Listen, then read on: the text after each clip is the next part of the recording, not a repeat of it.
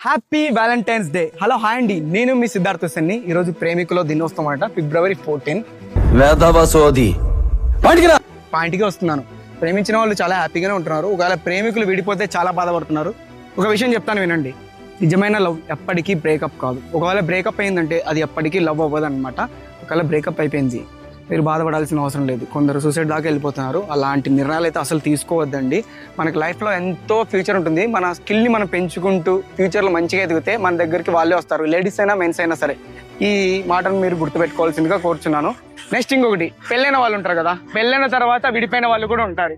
పెళ్ళై హస్బెండ్ వదిలేసిన వాళ్ళు ఉంటారు, వైఫ్ వదిలేసిన వాళ్ళు ఉంటారు. మీరు కూడా నా లైఫ్లో మొత్తం అయిపోయింది, ఇంకేం లేదు అని అసలు బాధపడాల్సిన అవసరం లేదు. పెద్ద పెద్ద సెలబ్రిటీసే పెళ్ళైన తర్వాత విడిపోతారు, లవ్ మ్యారేజ్ చేసుకుంటారు. విడిపోయిన తర్వాత ఇంకొకరిని లవ్ చేసి మరీ మూవ్ ఆన్ అయిపోతున్నారు, చాలా హ్యాపీగా బతుకుతున్నారు.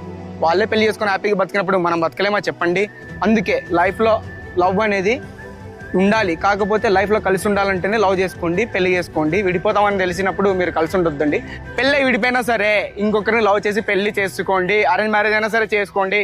లైఫ్ని ఎంజాయ్ చేయండి. ఏ విధంగా? సంతోషంగా ఎంజాయ్ చేయండి. యవ్వనంలో ఎవరైనా మన దగ్గరకు వస్తారు, కానీ ముసలితనంలో కూడా మనతో ఉండాలి వాళ్ళు. తోడు మనకి అవసరం.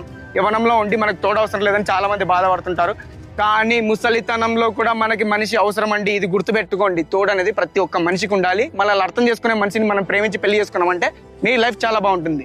మొత్తానికి నా విషయం ఏంటంటారా, నేను లవ్లో ఉన్నానా, మింగల్లో ఉన్నానా, పెళ్ళి అయింది, నాకు అవన్నీ చెప్తాను వినండి. నేను ఇంతవరకు అయితే లైఫ్లో ఒక 8-9 సంవత్సరాల క్రితం ఒక అమ్మాయిని ప్రేమించడం జరిగింది. అమ్మాయి వదిలేసింది.